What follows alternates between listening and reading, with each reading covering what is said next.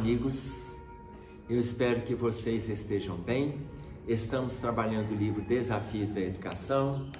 Estamos na 6ª parte, Educação em Movimento Espírita. No meu livro, que é o da 2ª edição, estamos na pergunta 67. Se o seu livro for da 3ª para frente, o seu da 3ª talvez seja 67, da 4ª eu tenho certeza que é a pergunta de número 66. Este livro, o meu da 2ª edição, provavelmente da 1ª está assim também, está faltando a pergunta de número 57. Então são 84 perguntas e respostas, no nosso caso aqui, no meu está gravando 85, mas vocês estão trabalhando a pergunta 66 e eu estou com a 67. A proliferação de centros espíritas, em razão de brigas e disputas entre os confrades, deve ser incentivado? Olha só, aumentar a quantidade de casas espíritas em função de desacordos, de discordâncias, de discussões, de mágoas, de desentendimentos, deve ser incentivado? Olha a resposta que o Espírito de Camilo traz para nós e a gente vai comentar. Ele traz vários detalhes, eu vou pegar um trecho que a gente vai discorrer em relação a essas colocações que ele traz para a gente aqui. Diz o bom senso que não. Ou seja, nós não devemos estimular criação de casa espírita a partir das dissensões, a partir do mal-estar. Se o motivo que leva alguém a fundar uma instituição com o nome espírita é a dissensão, ou a briga e a disputa por postos e cargos, como conciliar isso com os princípios de fraternidade, de paciência, de compreensão, de tolerância que se costuma pregar para os frequentadores? Como conciliar aquele movimento de briga, de disputa, com fraternidade, paciência, compreensão, tolerância, se a gente prega isso dentro do movimento espírita e alimentamos as relações de mal-estar? Como conciliar isso? É ambíguo, concordam? Só que não basta a ambiguidade, é contraditório. São duas forças que não se coadunam. Não se coadunam. Se a gente prega a fraternidade, aí eu apronto a confusão. A gente vai pregar a disputa por cargo. Veja bem, no último parágrafo do último capítulo do Livro dos Espíritos, a espiritualidade, através de Santo Agostinho, porque é uma mensagem de Santo Agostinho, a conclusão do Livro dos Espíritos, ele fala assim: espírita não tem cargo. Se não é para a gente se preocupar com cargos, é porque nós precisamos nos envolver com os trabalhos. A gente precisa se envolver com as atividades. A gente precisa doar da gente. Em qual atividade a gente foi colocado? Vai lá e faz. Ah, mas se você não tem sintonia com aquela, se sintoniza com outra. Você não tem preparo para aquela? Se envolva com outra. Mas para isso não precisa de ter disputas, agressões, mal-estar, fofoca. Não precisa. E aí ele diz mais. Que conteúdo levarão esses espíritas que estão em movimentos de dissensões? Que conteúdo levarão nos corações os companheiros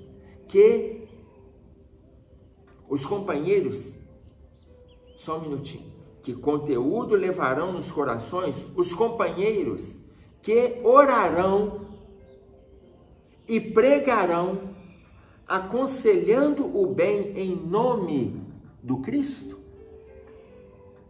Que conteúdo a gente vai levar? Criando dissensões, dificuldades, transtornos, problemas, que conteúdo a gente vai levar?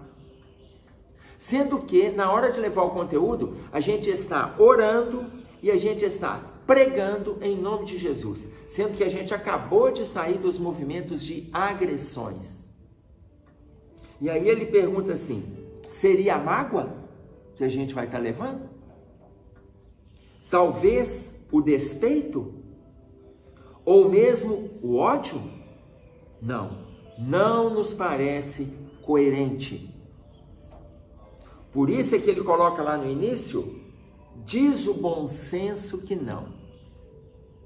Veja bem, gente, nós não estamos invalidando os centros que acabaram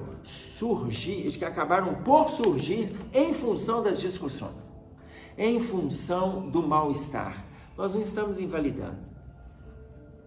O que ele está fazendo com que a gente questione é se vale a pena ampliar o movimento espírita em cima das dissensões. Agora, às vezes, a casa está cheia. Quando vai aumentando o número de frequentadores, vai aumentando o número de trabalhadores, o número de presentes dentro da casa, muitas vezes as pessoas estão buscando atividades. Olha, de repente eles começaram com um núcleozinho através de um culto no lar na região tal, dali a pouco alugam um imóvel, depois começa a levar um grupo de pessoas para lá. Essa casa que eles se afastaram, vão lá e dão apoio, começa a proliferar, começa a distribuir o conhecimento espírita numa outra região, ali cria um novo grupo de trabalho, cria uma nova diretoria, não uma diretoria que tem uma hierarquia, como ele coloca para nós aqui na resposta, uma hierarquia sacerdotal. Não é nada disso, mas uma hierarquia aonde a gente precisa de coordenadas, aonde precisa ter disciplina. O coordenador, ele não é porque está numa melhor faixa vibratória, não é porque está no melhor quadro moral, muitas vezes porque tem melhor disponibilidade para se envolver com aquela tarefa. Muitas vezes porque ele tem melhor acesso à comunidade da região. Muitas vezes porque ele sabe levar melhor aquele conhecimento para a comunidade da região e sabe alavancar aquele movimento ali pela força do trabalho. Então, o coordenador não é aquele que está em melhor situação no campo moral. A gente precisa de parar com isso. Coordenador da casa espírita, coordenador da reunião mediúnica, coordenador da campanha do quilo, coordenador da evangelização. Os títulos de nada valem.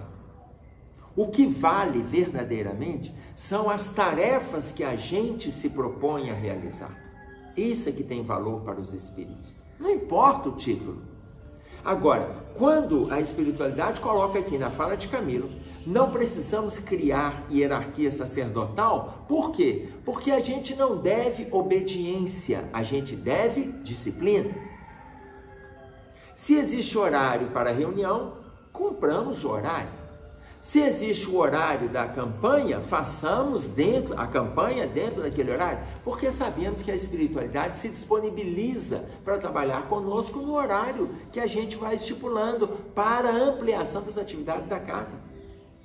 Se temos que escolher a vestimenta, nós não vamos vestir na casa espírita conforme a gente veste para ir para a praia. Ah, porque eu vou na reunião, depois eu estou indo para o clube. Não precisa de vir de short curto, de mini saia, de blusa decotada. Por quê? Porque está indo para o clube. Depois você vai para o clube, qual o problema? Escolha a roupa adequada para vir conviver no ambiente espírita, porque as nossas mentes são doentes. Nós estamos na casa espírita, na igreja católica, no templo budista, no templo protestante, porque somos doentes buscando remédio. Somos doentes buscando remédio. Então, se as disputas acontecem, é justamente porque ainda estamos alimentando a doença de títulos do passado, a doença da disputa do passado. Para que nós vamos alimentar mais a doença da sensualidade, a doença da sedução, a doença do palavreado vulgar? Por que nós vamos alimentar mais isso? Estamos no ambiente espírita justamente para reconstruirmos valores novos, destruirmos o velho para que apareça o novo. Então, começam a aparecer as fofocas. Aí fala mal do outro trabalhador. Qual é a necessidade disso? O outro está na tarefa dele, fica você na sua. Ah, mas eu estou fazendo mais bom para você. Porque a questão não é fazer mais, é fazer com qualidade. Não é a quantidade de horas que você se dispõe àquela casa, é a qualidade do sentimento na qual você se apresenta para aquele trabalho. é a qualidade do sentimento pela qual você se apresenta. Muitas vezes você fica 1 hora dedicado a uma tarefa e você está com uma qualidade de doação maior que aquele que está 5 horas. Porque aquele que está 5 horas, ele está tão conturbado que ele está utilizando a tarefa muito mais como movimento de fuga para que ele dê conta de enfrentar as dificuldades lá fora. Eu não estou invalidando, atentem-se para isso, eu não estou invalidando, mas aquele mecanismo de fuga é para ele se fortalecer naquelas 5 horas, mas ele ainda não dá conta daquela qualidade que você se prontifica na tarefa que você se propôs. Então não é uma quantidade de horas. Para de criar mal-estar dentro da casa. E eu estou dizendo para qualquer religião. Eu não estou falando apenas no movimento espírita, porque isso existe em todos os movimentos religiosos, porque estamos falando de movimentos sociais também, onde tem pessoas. Tem uma história interessante que ilustra esse ponto que nós estamos dizendo. Um jovem, ele chegou para o coordenador da casa espírita e ele falou que ele não dá conta de ficar ali mais, porque ele descobriu que aquele movimento ali tem muita fofoca, as pessoas falam muito mal uma da outra. E aí, ele vai para uma outra casa espírita, o coordenador perguntou para ele assim: meu filho, desde quando você começou a doutrina, esta casa, ela é qual casa? Em número, ela é qual casa? Ele falou assim: é a terceira. É a terceira, as outras que eu passei também, essas coisas acontecem, eu não aguento, essas discussões, um mal-estar, um comentário e tal. Ele falou assim: entendo a sua dificuldade. Então, antes que você se desligue da nossa casa, eu vou te pedir um favor. Você vai pegar um copo com água, um copo cheio com água. A nossa casa, ela tem um distanciamento do muro em todo o loteamento. Nos 4 cantos ela tem um distanciamento do muro. Eu gostaria que você pegasse um copo com água cheia, um copo cheio de água, e desse 3 voltas em torno da casa espírita, segurando o copo com água. E eu gostaria que você voltasse a conversar comigo, fizesse as 3 voltas e voltasse a conversar comigo, atento ao copo com água, e trouxesse o copo com água aqui para mim. Pode ir lá, faça isso e a gente volta a conversar sobre o seu desligamento da nossa casa. Ele não entendeu bem a proposta do orientador. Foi lá, pegou um copo, encheu o copo com água e foi fazendo a proposta que o orientador tinha feito para ele. Foi cumprir a proposta. Deu as 3 voltas, voltou para o orientador. E aí o orientador sentou-se com ele e perguntou assim: e aí, como foi? Eu fiz o que o senhor pediu. E a água? Essa quantidade que você colocou no copo é a mesma quantidade com qual você começou a sua caminhada ou caiu água pelo caminho? Ele falou: de jeito nenhum. Do jeito que o senhor pediu, eu fiz. Eu enchi o copo com água, deixei apenas um dedo para baixo da borda, livre, e aí eu fiz a caminhada. Ele falou assim: e você não deixou cair nem um pouco de água? Não, não deixei. Do jeito que o senhor pediu, está aqui o copo cheio com água. Ele falou assim: a vida aqui dentro da casa espírita é assim. Se você se atentar para as suas tarefas, você não vai ficar atento ao vozerio das pessoas, às conversas das pessoas. Você vai ficar atento à sua tarefa. Da mesma forma que a tarefa era levar um copo com água, andar em torno da casa e não deixar que nada entornasse, e você fez isso de forma correta, de forma tranquila, você cuidou do copo com água. Se você se prontificar, não estou dizendo que você tem que ficar aqui na nossa casa. Você pode ir para outra, mas a hora que você for, se atente para o copo com água, ou seja, se atente para a tarefa que lhe for apresentada. Se você não se preocupar com a tarefa e começar a se preocupar com o que as pessoas estão comentando da sua tarefa ou das outras tarefas, você não vai parar em casa espírita nenhuma, em templo religioso nenhum. Mas se você trabalhar conosco, a sua tarefa continua. E você vai se atentar como se essa tarefa fosse um copo com água. E ele refletiu naquele diálogo e ele não se desligou daquela casa espírita. Então, o que eu digo para vocês, se cada um se atentar para as suas tarefas, esta pessoa vai dar conta de cumprir de forma fidedigna aquilo que a orientação da casa está propondo, aquilo que a seara do Cristo propõe para nós, que se chama disciplina. Lembrando aqui, para a gente fechar, uma fala de Emmanuel, que está no livro O Pão Nosso, no capítulo de número 38, se não me falho, quando Emmanuel diz para nós assim: se cada criatura der conta da sua própria conta, 2/3 dos problemas sociais do mundo aparecerão naturalmente resolvidos. Repetindo, se cada criatura der conta da sua própria conta, 2/3 dos problemas sociais do mundo aparecerão naturalmente resolvidos. Veja a linguagem elaborada do nosso amigo espiritual de todos neste país, Emmanuel. Na nossa linguagem do dia a dia, ele está dizendo assim: cuide sua vida.